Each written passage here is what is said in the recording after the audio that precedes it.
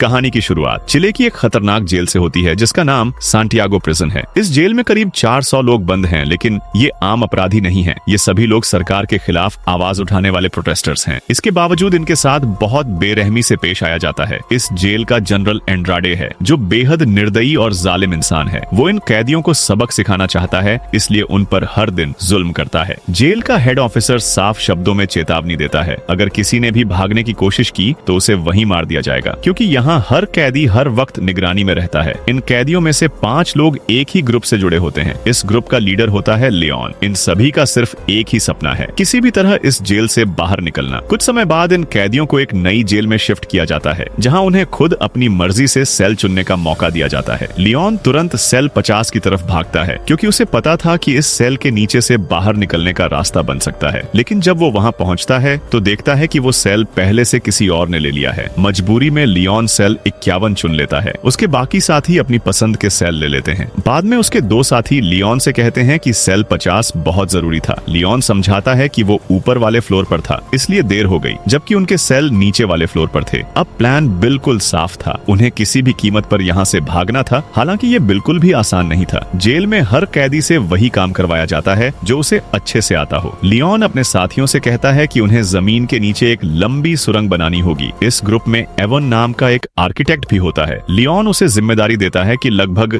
210 feet लंबी सुरंग design की जाए। ये सुरंग जेल से बाहर एक नदी तक निकलेगी, जो पूरी तरह से बांस के पेड़ों से ढकी हुई है। अगर वे वहां तक पहुंच गए तो उनका भागना आसान हो जाएगा। लेकिन सबसे बड़ी समस्या ये थी, इतनी खुदाई से निकलने वाली मिट्टी को छुपाया कहाँ जाए, क्योंकि जेल में 24 घंटे खड़ी सुरक्षा रहती है। जब ये लोग प्लान बना रहे होते हैं, तभी पाओलो नाम का एक कैदी सब देख लेता है। वो समझ जाता है कि कुछ बड़ा होने वाला है। पाओलो खुद आकर कहता है कि वो भी इस प्लान का हिस्सा बनना चाहता है। बाकी लोग उस पर भरोसा कर लेते हैं और उसे भी टीम में शामिल कर लेते हैं। इसके बाद लियोन, राफाएल और पत्रिसियो उस सेल में जाते हैं जहां से सुरंग शुरू होनी थी। लियोन बताता है कि ये काम कई दिनों तक चलेगा, इसलिए उन्हें एक नकली दीवार जैसा बोर्ड बनाना होगा, ताकि दीवार में हुए छेद को ढका जा सके और सुरक्षा को शक न हो। इसी दौरान उनका एक साथी, जो अक्सर गिटार बजाता रहता है, अपने गिटार के अंदर छुपाया हुआ एक बड़ा स्क्रू ड्राइवर लेकर आता है और लियोन को दे देता है। लियोन उससे छत में छेद करना शुरू करता है और अचानक बहुत सारा मलबा नीचे गिर जाता है। छत में एक बड़ा छेद बन जाता है। ये देखकर राफेल डर जाता है और कहता है कि अगर गार्ड आ गए तो सब मारे जाएंगे। तभी एवन एक कमाल का आइडिया देता है, अंडों को पीसकर एक तरह का प्लास्टर बनाया जाए जिससे छेद को बंद किया जा सकता है। सभी तुरंत अपने काम में लग जाते हैं। गिटार बजाने वाला साथी बाहर बैठकर गिटार बजाने लगता है ताकि किसी का ध्यान अंदर न जाए। वो एक खास धुन बजाता है जो खतरे का संकेत होती है, मतलब गार्ड आ रहे हैं। अंदर बाकी लोग टूटी हुई दीवार के चूरे को अंडों के साथ मिलाकर आटे जैसा बना लेते हैं और छेद को भर देते हैं। फिर उसे एक पोस्टर से ढक दिया जाता है। गार्ड चेकिंग के लिए आते हैं। एक गार्ड पोस्टर हटाने ही वाला होता है कि तभी उसका सीनियर उसे बाहर बुला लेता है। इस तरह ये लोग बच जाते हैं। अब अगली बड़ी चुनौती थी ग्राउंड फ्लोर से नदी तक सुरंग बनाना। इसके लिए उन्हें एक मजबूत लकड़ी का ब्लॉक बनाना पड़ता है, जिससे जरूरत पड़ने पर दीवार को तुरंत बंद किया जा सके। सुरंग खोदना शुरू कर देते हैं। जैसे ही उन्हें पता चलता है कि गार्ड आ रहा है, वो टूटी दीवार को सामान से ढक देते हैं और अपने अपने काम में लग जाते हैं। गार्ड को कोई शक नहीं होता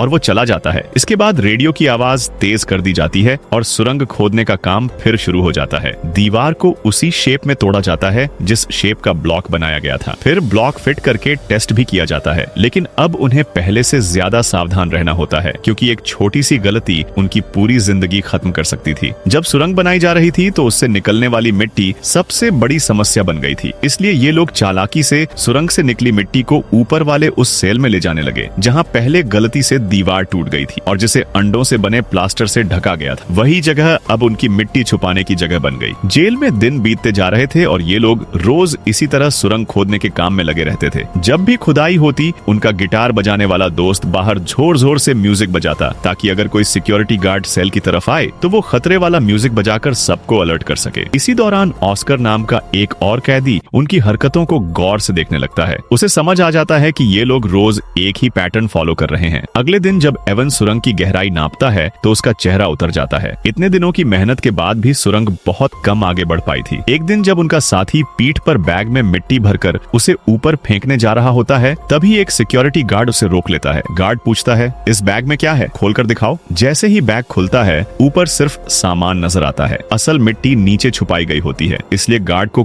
कोई शक नहीं होता और वो उसे जाने देता है। अब लियोन जेल के बाकी कैदियों को भी सुरंग दिखाता है और कहता है कि अगर सबको यहाँ से निकलना है तो सबको मिलकर मदद करनी होगी। ये मौका कोई छोड़ना नहीं चाहता था। कई कैदियों को मौत की सजा सुनाई जा चुकी थी, इसलिए सब तुरंत काम में लग जाते हैं। अब खुदाई का काम 2-2 घंटे की शिफ्ट्स में होने लगता है। रात दिन सुरंग खोदी जाती है। जो भी खुदाई करता वो अपने कपड़े और सामान पूरी तरह साफ करता ताकि कहीं भी मिट्टी का निशान न रहे, और चालाकी से खुदाई वाली जगह के ठीक ऊपर एक छोटा सा छेद बना लिया जाता है ताकि मिट्टी सीढ़ियों से ले जाने के बजाय सीधे ऊपर पहुंचाई जा सके। इस तरकीब से पकड़े जाने का खतरा काफी हद तक कम हो जाता है। अब काम की रफ्तार पहले से कहीं ज्यादा तेज हो चुकी थी। जब भी कोई कैदी सुरंग खोद रहा होता, बाकी कैदी बाहर ऐसा दिखाते जैसे वे आपस में खेल रहे हों, हंसी मजाक कर रहे हों और उनके पास करने के लिए कोई खास काम ही न हो। असल में ये सब सिर्फ एक दिखावा था। कुछ कैदी जानबूझकर इधर उधर बैठकर बातचीत करते रहते ताकि गार्ड्स को जरा भी शक न हो। वहीं सुरंग बनाने का काम तेजी से आगे बढ़ रहा था। अब सुरंग काफी लंबी हो चुकी थी। एक दिन इसी दौरान इवान अपने साथियों से कहता है कि सिर्फ अंदर से काम करने से कुछ नहीं होगा। अगर बाहर से मदद नहीं मिली तो इस जेल से निकलना नामुमकिन है। एवन राफेल से पूछता है कि क्या वो अपनी वाइफ पर भरोसा कर सकता है। कुछ ही समय बाद राफेल की वाइफ जेल मिलने आती है। राफेल उसे पूरा प्लान समझाता है और कहता है कि बाहर मौजूद लोगों से मदद मांगनी होगी। वो महिला यह सब सुनकर वहाँ से चली जाती है और अंदर सुरंग खोदते खोदते अब कई और दिन बीत चुके होते हैं। एक दिन जब गिटार बजाने वाला साथी अंदर सुरंग खोद रहा होता है, तभी अचानक सिक्योरिटी गार्ड्स की पूरी टीम जेल में घुस आती है। असल में वो पूरी जेल की जांच करना चाहते थे। ये देखकर राफेल तुरंत हालात को संभालता है। वो जानता था कि इतनी जल्दी सब कुछ पहले जैसा साफ करना नामुमकिन है, इसलिए राफेल जानबूझकर सिक्योरिटी के सामने उनके लीडर पर हमला कर देता है। उसे देखकर बाकी कैदी भी गार्ड्स पर टूट पड़ते हैं। गार्ड्स बेरहमी से कैदियों को पीटते हैं, लेकिन इसी हंगामे की वजह से बाकी साथी सुरंग वाली जगह को पूरी तरह नॉर्मल बना देते हैं। जब सब बाहर आते हैं तो देखते हैं कि जिन कैदियों ने गार्ड्स पर हमला किया था, जनरल अंद्राडे ने उनके कपड़े उतरवाकर उन्हें धूप में खड़ा कर रखा है। अंद्राडे जेल का सबसे खतरनाक अफसर था। उसे हमेशा शक रहता था कि कैदी कुछ न कुछ जरूर कर रहे हैं, लेकिन इस बार राफेल अपनी बहादुरी और चालाकी से अपने साथियों को बचा लेता है। उधर बाहर राफेल की वाइफ उस ग्रुप के पास जाती है जहां राफेल पहले काम करता था और उन्हें पूरा प्लान बताकर मदद मांगती है, लेकिन वो लोग फिलहाल मदद करने से मना कर देते हैं। इसके बाद वो राफेल के फादर के पास जाती है जो एक चर्च में प्रीस्ट थे। वो उन्हें बताती है कि जेल में राफेल और कई कैदी एक सुरंग बना रहे हैं और अब बाहर से मदद बेहद जरूरी है। इसके बाद वे उस आदमी से मिलते हैं जो पहले राफेल के साथ एक मिशन में काम कर चुका था। वो कहता है कि वो ऐसे लोगों को जानता है जो इस काम में मदद कर सकते हैं। अब बाहर भी प्लान बनना शुरू हो जाता है। अब सुरंग पर काम करते हुए 392 दिन पूरे हो चुके थे। सुरंग इतनी लंबी हो गई थी कि अंदर ऑक्सीजन पहुंचना मुश्किल हो गया। एक कैदी बेहोश हो जाता है। राफेल तुरंत उसे खींचकर बाहर निकाल लेता है। तभी सबको समझ आ जाता है कि अब ऑक्सीजन का इंतजाम करना जरूरी है। जेल में काम करने वाला एक आदमी जिसके पास एक मशीन थी, उसे भी प्लान में शामिल कर लिया जाता है। उस मशीन पर फैन लगाया जाता है और प्लास्टिक पाइप्स की मदद से सुरंग के अंदर ऑक्सीजन पहुंचाई जाती है। काम फिर शुरू होता है, लेकिन मंजिल अभी भी दूर थी। एक दिन जनरल अंद्राडे जेल के एक कैदी बिगट को बुलाता है। वो उससे कहता है कि उसे जेल में कुछ गड़बड़ महसूस हो रही है और उसे सच्चाई जाननी है। बिगट मदद करने का वादा करता है, लेकिन बिगट को अब तक सुरंग के बारे में कुछ पता नहीं होता। इसी बीच कैदी सुरंग को पूरी तरह पार कर लेते हैं और एक पाइप के जरिए बाहर लाल रंग का लिक्विड डालते हैं। ये सिग्नल था जिससे राफेल की वाइफ और बाहर मौजूद लोग समझ जाए कि सुरंग इस जगह तक पहुंच चुकी है। अगले दिन राफेल के फादर जेल में मिलने आते हैं और बताते हैं कि मंजिल अभी भी 42 फीट दूर है। अब सुरंग खोदते खोदते 569 दिन पूरे हो चुके होते हैं। तभी अचानक एक भूकंप आता है। पूरी जेल हिल जाती है। लियोन तुरंत सेल की तरफ दौड़ता है क्योंकि उस वक्त भी एक कैदी सुरंग के अंदर काम कर रहा था। उसे जल्दी से बाहर निकाल लिया जाता है। खुशकिस्मती से सुरंग भूकंप में सुरक्षित रहती है। किसी को कुछ नहीं होता और सब राहत की सांस लेते हैं। जब सुरंग का काम लगभग पूरा हो जाता है, इस सुरंग को बनाने में उन्हें पूरे 568 दिनों से ज्यादा लग चुके थे। अब सब कैदी साथ बैठकर टीवी देख रहे होते हैं, लेकिन जिन लोगों ने ये सुरंग बनाई थी उनकी असली परीक्षा अब शुरू होने वाली थी।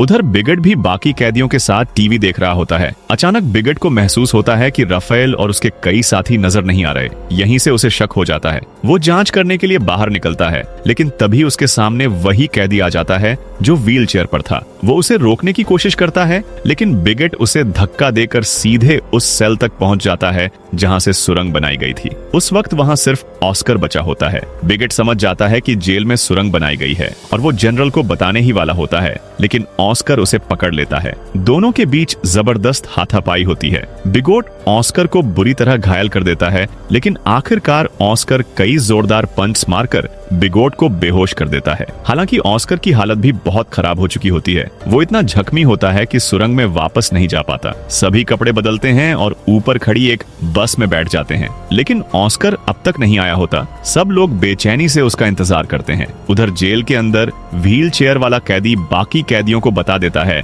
कि राफेल की सेल में सुरंग है और वहां से भागा जा सकता है। ये सुनते ही कई कैदी सेल की तरफ दौड़ पड़ते हैं। अब सिक्योरिटी को शक हो जाता है। कुछ कैदी सुरंग में घुस भी जाते हैं, लेकिन गार्ड्स कई कैदियों को खींचकर बाहर निकाल लेते हैं। पूरी जेल में सायरन बजने लगते हैं। जब बस में बैठे कैदी सायरन की आवाज सुनते हैं तो सब समझ जाते हैं कि अब यहाँ एक सेकंड भी रुकना खतरनाक है। सिक्योरिटी किसी भी पल पहुंच सकती थी, इसलिए बस आगे बढ़ा दी जाती है। कुछ ही देर में जर्मन भागता हुआ वापस आता है, बस में चढ़ता है और सबको बता देता है कि ऑस्कर सुरंग से बाहर नहीं आ पाया। जो कैदी बस में बैठकर निकलते हैं उन्हें पैसे और नए पहचान के डॉक्यूमेंट्स दिए जाते हैं। फिर 3-3 के ग्रुप्स में उन्हें अलग अलग जगह उतार दिया जाता है। इस तरह 1.5 साल से ज्यादा मेहनत करने के बाद ये कैदी आजाद हो जाते हैं। और सबसे हैरान करने वाली बात, ये कहानी पूरी तरह सच्ची घटना पर आधारित है, जहां एक ही जेल से 49 कैदी एक साथ फरार हुए थे। इसी के साथ ये फिल्म और ये कहानी यहीं खत्म हो जाती है। अगर आपको ये कहानी पसंद आई हो तो कमेंट में जरूर बताइए। चैनल पर पहली बार आए हैं तो सब्सक्राइब करना मत भूलिए।